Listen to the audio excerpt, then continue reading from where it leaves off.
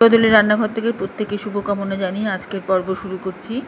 আজ আমি যে রেসিপিটা নিয়ে এসেছি সেটি একটি প্রচলিত রেসিপি, টমেটো ছেঁচকি।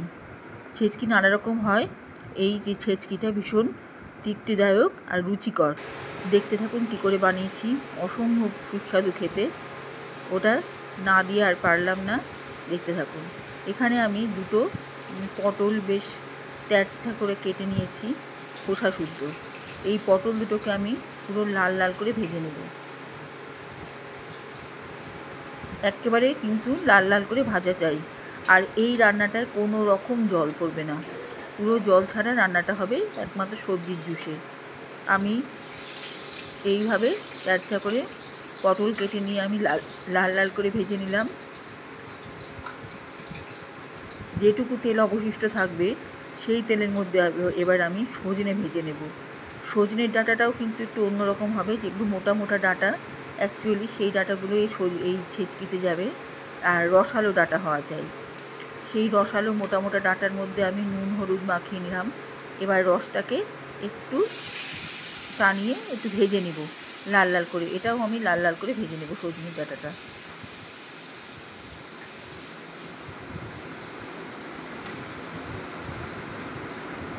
এটার স্বাদ টমেটোর একটা হালকা টক থাকবে, আর তাছাড়া এর মধ্যে যে উপকরণগুলো দিয়েছি তাতে এই উপকরণের জন্য রান্নাটা একটা অন্যরকম মাত্রায় যোগ হবে তাতে। এখানে আমি সজনের ডাঁটাটা ভেজে নিচ্ছি তেলে। ফ্রেশ টাটকা ডাঁটা হওয়া চাই কিন্তু।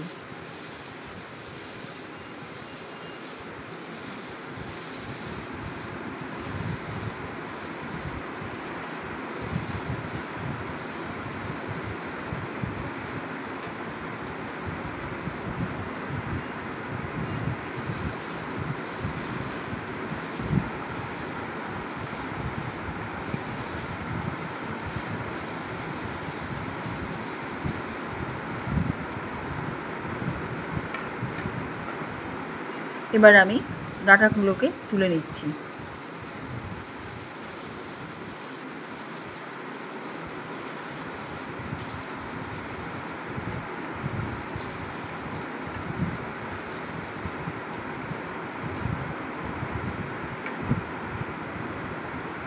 এখন যে তেলটা অবশিষ্ট থাকবে সামান্য, এই তেলের মধ্যে আমি টমেটো থেকে সম্পূর্ণ টমেটোর বিচিগুলো বাদ দিয়ে দেবো।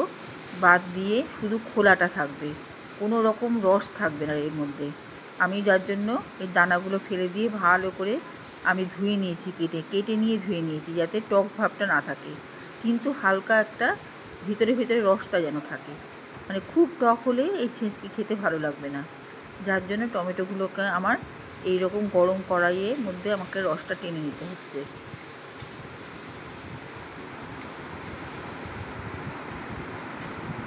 আমি যতটুকু টমেটো নিয়েছি কেটে, আমি 3 বারে সেটা টানিয়ে নেব রস। একবারে দিলে গলে যাবে, আর তেলের মধ্যে পড়লেই টমেটোটা শক্ত হয়ে যাবে। ওই জন্য আমি বারবার করে এটা ভেজে নিয়েছি। টমেটো তুলে নিয়ে আর একটু তেল দিয়ে দিলাম, দিয়ে এবার বড়ি ভেজে নিচ্ছি।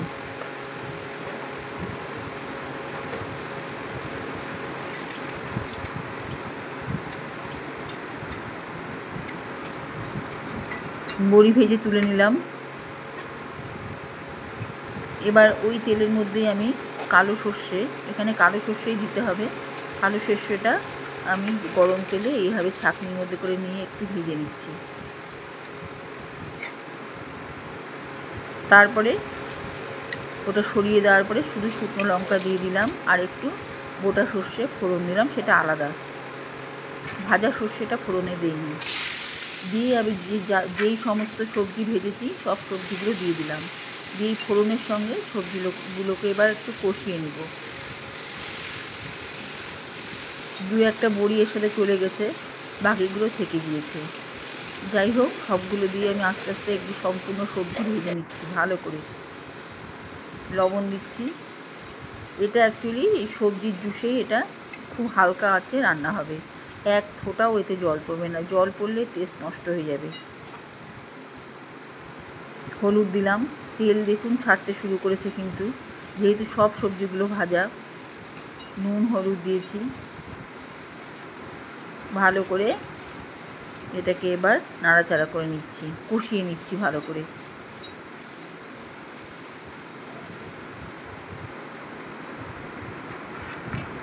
এবারে আমি বড়িগুলো ভালো করে ভেজে গুঁড়ো করে দিলাম, হাত দিয়ে চেপে দিলাম, যেরকমভাবে ভাঙা হলো সেই রকমভাবেই দিলাম।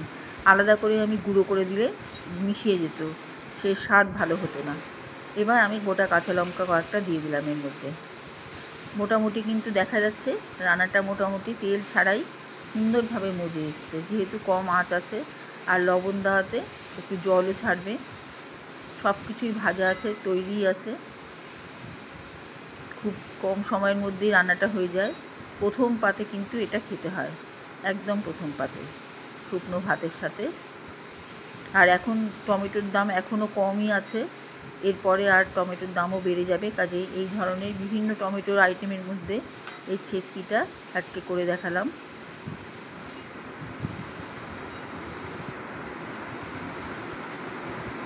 এখন অনেকেই সস বানিয়ে রাখবে, চাটনি তো আছেই, তাছাড়া নানা রকম টমেটোর আইটেম থাকবে। এবারে আমি এর মধ্যে একটু হিং দিয়ে দিলাম।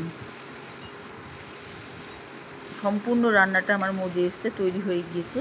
হিঙের গন্ধটা লাস্টে থাকবে, এর মধ্যে বড়ি ভাজার স্বাদ থাকবে। আর একটা জিনিস এর মধ্যে দেবো, সেটা হচ্ছে এই যে সর্ষের যে ভেজে নিয়েছি এর গুঁড়োটা, এর গুঁড়ো একটা ছেচকিতে খুব ভালো একটা ফ্লেভার আনে। আমি কিন্তু ঝাল দেইনি, যেগুলো যা পড়েছে সব গোটা কাঁচা লঙ্কা, সামান্য একটু লঙ্কার গুঁড়ো, আলাদা কোনো বাটনা বা কিছু না, লঙ্কার গুঁড়োও খুব সামান্য পরিমাণে দিয়েছি।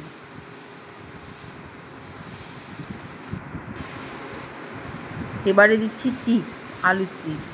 এই চিপসটা এই ছেচকির স্বাদটাকে অনেক গুণ বাড়িয়ে দেবে। এখানে আমি আলু ভাজা দিতে পারতাম, কিন্তু তার থেকে এই চিপসে একটা ড্রাই ভাব আসবে, একটা ড্রাইনেস আসবে এর মধ্যে, আর খেতেও অনেক লাগবে। যেহেতু ছেচকি একটু শুকনো শুকনো হয়, কাজেই চিপসটাতে খুব স্বাদ বাড়ে।